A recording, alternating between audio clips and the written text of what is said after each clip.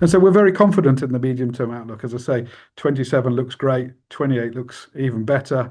And as I say, when we're out on site, as Bill and I are all the time, you just see the real amount of work that needs to be done out there, and that we're really pleased to be part of that and to helping build the UK's infrastructure. Hello, you're watching Proactive. I'm joined by Galliford Try Chief Financial Officer Chris Hampson. Chris, very good to speak with you again. Could you give us an introduction to Galliford Try for those who may not already know you? Hi, Stephen. Good to see you again. Yeah, so Galliford Try is a leading Tier 1 UK construction group. We build social and economic critical infrastructure for the UK. And really, at the moment, all we see in front of us is huge amounts of work as the government has underinvested in these spaces for several years. So what am I talking about here? I'm talking about schools, prisons, roads, affordable housing. And by affordable housing, we mean medium-rise blocks of flats, water infrastructure, water and wastewater treatment plants, and highways. And look, pleasingly, we've just announced our partnership on a new energy framework. That's the civil engineering lot of the National Grid high voltage network. So we're extending ourselves into a new area there. And so 90% of our work is on frameworks for the public and regulated sector. So these frameworks are non-cyclical, as I say, they keep on going over time. And pleasingly, the majority of our work, as I say, is for government and regulated bodies, and recent announcements from the government in 2025, such as the Comprehensive Spending Review and the Infrastructure Plan, really says that there's a huge amount of work for us in our chosen sectors.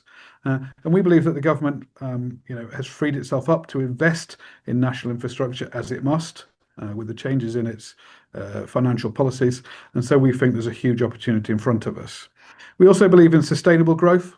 So our strategy to 2030 is about delivering sustainable results year on year, increases in revenue, profit, and cash as we move forward.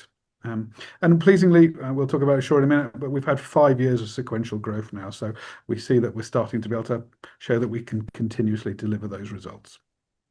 Chris, today's announcement of your full year results for 2025 saw Galliford Try deliver a very strong performance with good growth in revenue and profitability and an order book of £4.1 billion. What have been the key drivers of that performance?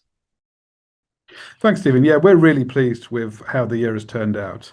The simple message is that the messages of H1 have continued. So we have enjoyed a robust performance in our building division, strong demand in education, custodial and defence.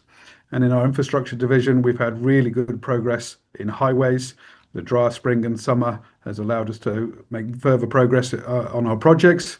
And in environment, the AMP7 runoff has been excellent. The water companies are continuing to spend there. So that's been really, really strong. And going forwards, we've had some really successful project wins.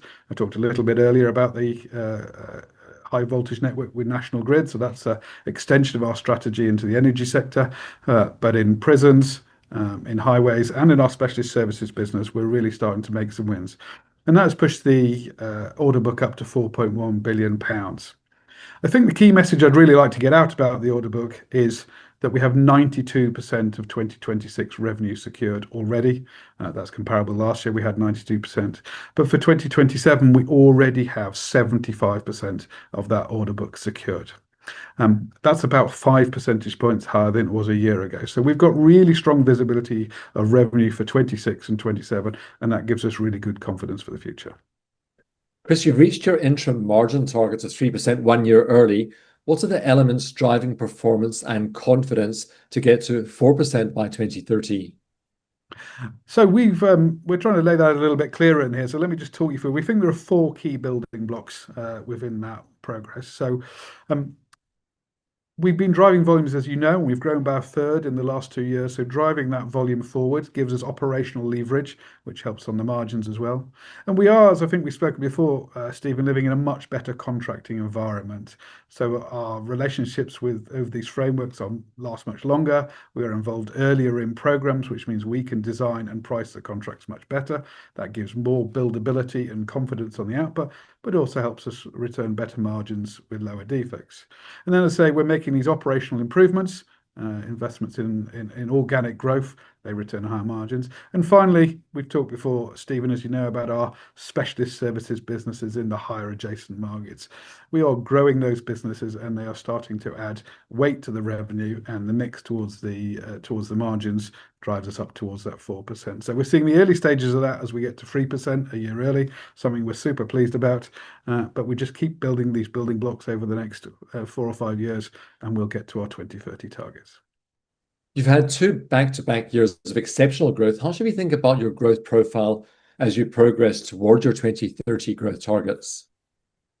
I think the first thing to say is, we're not focused on linear growth, Stephen. We said this before. The most important thing for us is delivering sustainable profits and cash. And really, as I say, we've grown by over a third in the last 2 years, and roughly CAGRs of circa 14% growth since 2020. So we've been growing very fast. And as we said before, we don't expect that necessarily to continue. So what we really feel about 2026 is we've grown faster than our trajectory, and we also have a slight flattening in revenue in 2026. We've been trading this for some time, as have others in the industry. And what's really the cause for us is that transition from AMP7 to AMP8 in the water sector that is the real driver of it. And look, we need to move to AMP8. AMP8, as we said last time, is about 105 billion pounds, so double AMP7. So we need to get into the AMP8 to generate the higher revenues to get to our target. So it's a sort of necessary changeover that we're doing. Early revenues are coming in through in AMP8. They're mostly design work at this point, but that design work will lead on to the construction work in the future, which will drive revenues higher. Beyond that, as I said, there's a little bit of change in mix as we build those specialist services businesses through as well. They will help us grow, and that they're going to take a little bit more time to get to sort of real scale, but we are building those nicely. Alongside that, we feel really confident that our margin trajectory, taking us up to that 3% in 2025, 1 year early, will continue, and we foresee margin expansion in 2026 and incremental profitability. And so we're very confident in the medium-term outlook. As I say, 27 looks great, 28 looks even better. And as I say, when we're out on site, as Bill and I are all the time, you just see the real amount of work that needs to be done out there, and that we're really pleased to be part of that and to helping build the UK's infrastructure. So I hope you'll continue to keep us updated with your progress on that. Thank you very much for taking the time today. Thank you, Steve. It's been great to see you again. And you, Chris Hampson, Chief Financial Officer of Galliford Try.